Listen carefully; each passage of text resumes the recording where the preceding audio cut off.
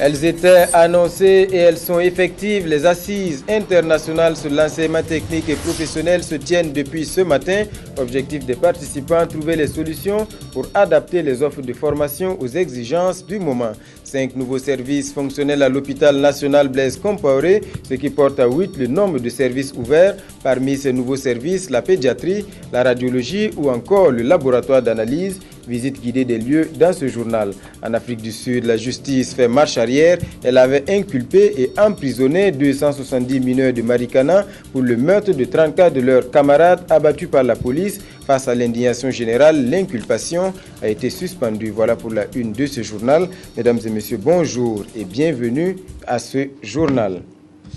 Pour une formation technique et professionnelle efficace au service de l'insertion socio-économique des jeunes, c'est le rêve de tous les participants aux assises sur l'enseignement technique et professionnel. Cette rencontre internationale d'échange s'est ouverte ce matin comme prévu à Ouagadougou. C'est le Premier ministre qui a lancé les travaux. Jean-Baptiste Ouedraogo. Il représente les autorités en charge du secteur de l'éducation des pays ayant le français en partage. Ils sont experts ou partenaires au développement, a fait le déplacement de Ouagadougou à la faveur de ces assises sur l'enseignement et la formation technique et professionnelle. Ici, dans la capitale burkinabé, il sera question pour eux de réfléchir sur les voies et moyens de promouvoir l'enseignement et la formation technique et professionnelle dans le but d'une meilleure insertion socio-économique des jeunes. L'initiative est de la conférence des ministres de l'éducation des pays ayant le français en partage, en partenariat avec l'Organisation internationale de la francophonie et d'autres organisations internationales. Le thème des présentes assises est quelles compétences professionnelles et techniques pour une meilleure insertion socio-économique des jeunes. Ce thème, dis-je, est non seulement d'actualité, mais aussi et surtout d'espoir pour des millions de jeunes dans nos pays respectifs. Surtout en ce temps-ci où nos économies sont confrontées à de graves crises. Il y a 2 décennies de cela, la Confémel appelait les pays membres à s'engager dans la réforme de leur système éducatif. Dans ce rôle d'accompagnateur et d'appui au pilotage des systèmes éducatifs, avec le soutien de ses partenaires, elle a organisé différentes assises. Conscient du rôle et de la place de l'enseignement et de la formation technique et professionnelle dans tout processus de développement, la plupart des pays tentent d'y accorder un intérêt. C'est un engagement d'abord politique qui doit se refléter à travers des stratégies en la matière, selon les différents intervenants à la cérémonie. Toute société en progrès, toute nation en émergence ne saurait occulter la question de l'insertion socio-économique des jeunes. Je comprends aisément le choix porté par la présente rencontre sur les compétences professionnelles et techniques nécessaires pour une meilleure insertion socio-économique des jeunes. Dans les pays développés comme dans les pays en développement, les jeunes, de plus en plus nombreux et à la fois espoir et inquiétude, sont demandeurs d'éducation et de formation qui répondent au contexte socio-économique en constante mutation. Il incombe aux décideurs et aux différents responsables de l'enseignement et de la formation d'opérer les changements utiles pour répondre aux réalités et aux exigences du marché du travail. La promotion de la formation technique et professionnelle doit être multisectorielle. Et au Burkina Faso, des efforts sont consentis pour apporter aux jeunes des compétences nécessaires à leur insertion socio-économique. Si les enseignements fondamentaux demeure pertinent, il apparaît également pertinent de nos jours d'encourager et de promouvoir l'enseignement technique et professionnel pour répondre à la demande de plus en plus croissante d'artisans de l'ère technologique. La rentabilisation du potentiel des jeunes passe par la valorisation du capital humain. C'est dans cette dynamique que s'inscrit la vision de son Excellence M. Blaise Compaoré, président du Faso. La rencontre de Ouagadougou constitue un cadre du donner et du recevoir.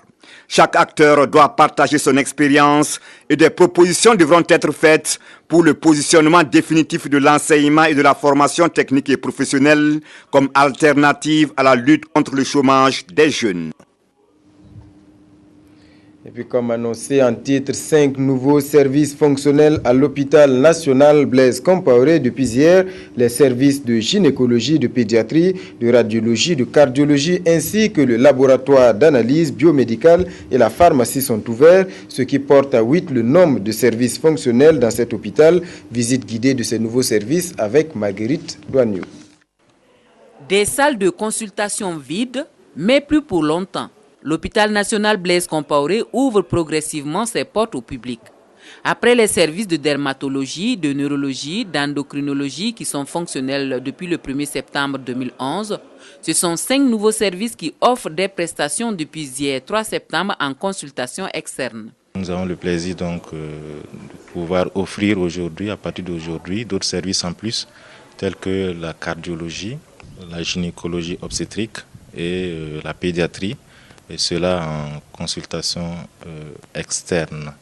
Il faut dire aussi qu'il y a le service de laboratoire d'analyse biomédicale, il y a le service d'imagerie médicale. Nous avons aussi donc la pharmacie hospitalière. L'administration et le corps médical ne cachent pas leur impatience de recevoir les patients à qui ils réservent des services de qualité. En gynécologie obstétrique, les médecins se disent fin prêt avec 5 salles de consultation qui seront fonctionnelles, le tout informatisé, une option de l'hôpital. Là, actuellement, nous sommes dans la salle de consultation donc de gynécologie obstétrique.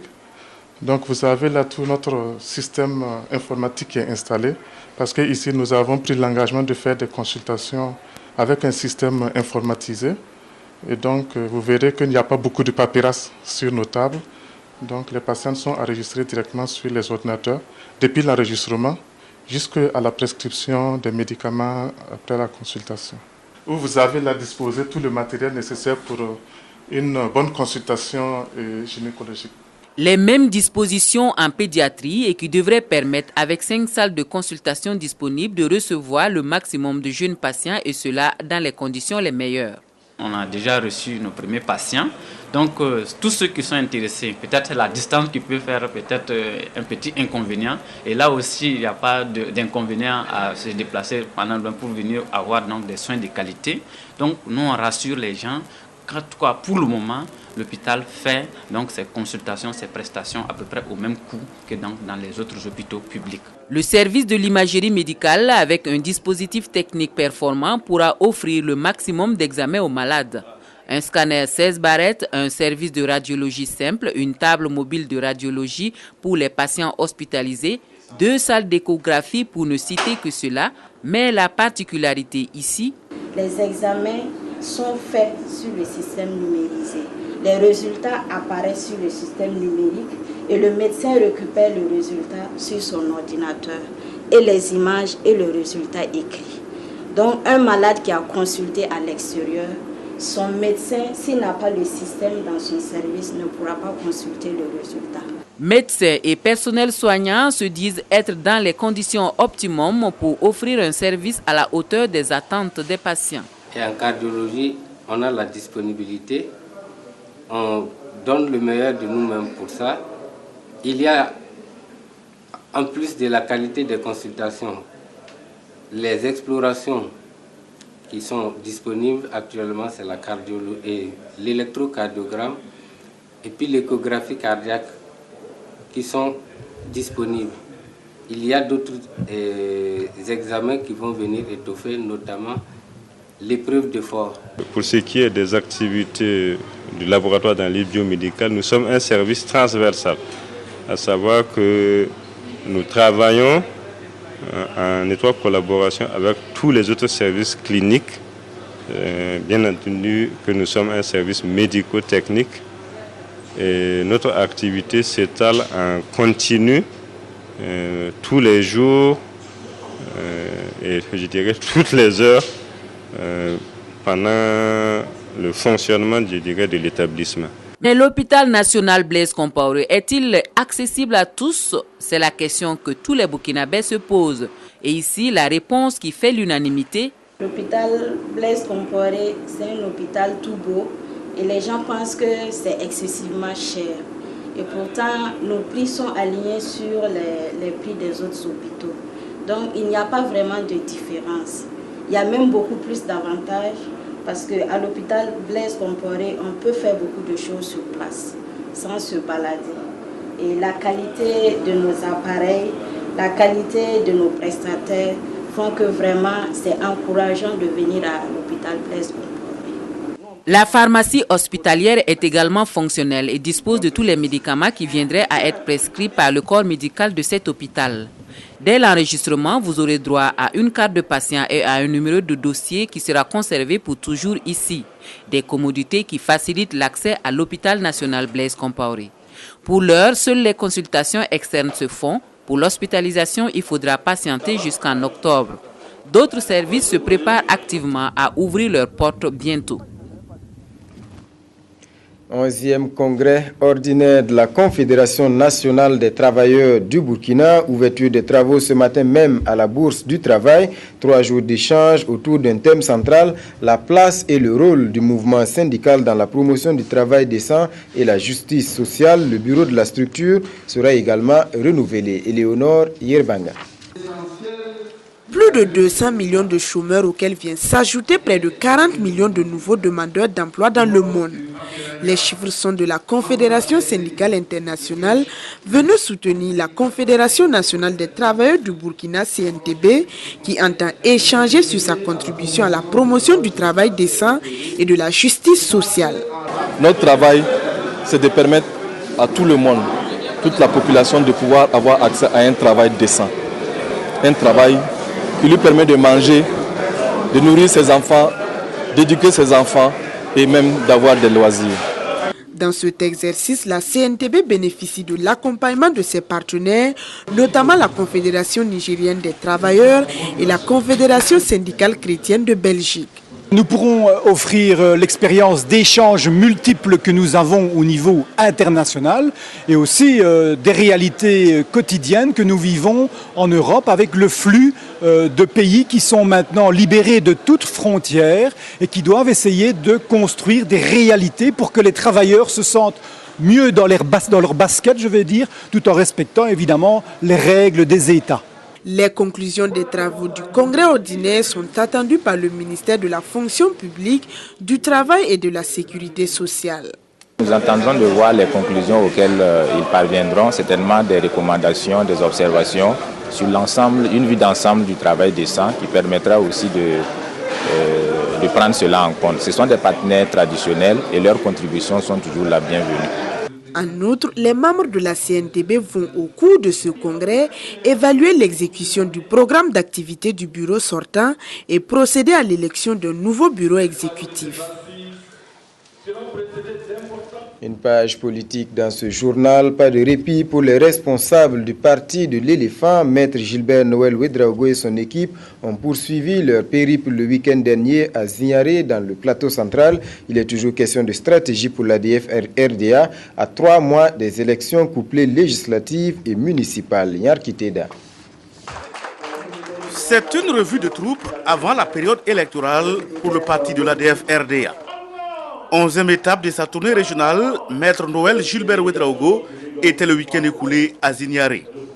Dans le chef-lieu du plateau central, le président du parti de l'éléphant était face aux responsables des structures provinciales du Ganzourgou, du Kourouéogo et de l'Oubritenga. À l'ordre du jour de cette rencontre, les préparatifs des élections couplées du 2 décembre prochain. Nous avons échangé autour de l'enrôlement biométrique d'abord, ensuite autour de la stratégie pour les élections municipales, pour la confection des listes et comment faire en sorte que notre parti puisse briller dans cette région. Et nous avons senti en tout cas des militants très engagés, des militants qui sont prêts à se battre pour permettre à notre formation politique d'aller de l'avant. Pour mieux fixer le parti dans le plateau central, les militants sollicitent des moyens pour aller dans les coins et recoins pour véhiculer le message de l'ADF RDA. Ils souhaitent également des visites régulières des premiers responsables du parti, car cela va également contribuer à donner du tonus aux militants à la base. Tout comme dans les autres régions déjà visitées, à Zignaré, des militants ont reçu la médaille d'éléphant de bronze pour leur effort pour le rayonnement du parti dans cette région. Du sang neuf pour l'armée de l'air, les soldats du contingent 2010 viennent de boucler leur formation complémentaire à la base aérienne 210 de Bobo-Dioulasso. 68 soldats, parmi lesquels 8 filles qui ont suivi avec succès cette formation de 6 mois afin d'acquérir des connaissances propres à l'armée de l'air. Leur sortie officielle a eu lieu hier. Le reportage est de Adissa Lucienne Toé.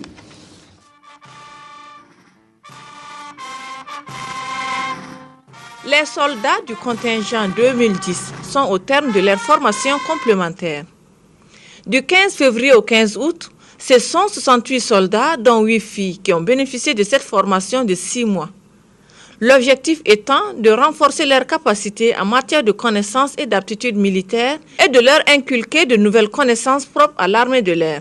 Au cours de ces 6 mois de formation, on a plutôt insisté sur les valeurs même qui font l'armée, savoir la discipline, le respect et surtout la loyauté. Sur le plan militaire, en fait, on a plutôt insisté sur les valeurs même de l'armée de l'air, savoir comment protéger une base aérienne, comment assurer également la protection des aéronefs, parce que c'est l'armée de l'air qui parle de l'avion, d'avoir assuré cette protection en vue que l'ennemi ne puisse pas détruire nos aéronefs. Et également, là aussi apprendre quels sont les agréments qui font la force en fait, de l'armée de l'air.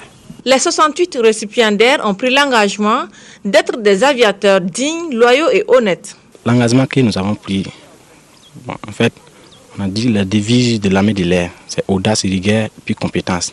On dit que nous sommes des soldats prêts à servir l'armée de l'air avec la discipline. Le message de chef d'état-major de l'armée de l'air, c'est les inviter à être des soldats loyaux, dignes, disciplinés et des soldats républicains. Avec une moyenne qui varie de 16,10 à 12,03, le contingent 2010 fait la fierté de la base aérienne 210 de Bobo-Dioulasso. Cette cérémonie a été couronnée par une plantation symbolique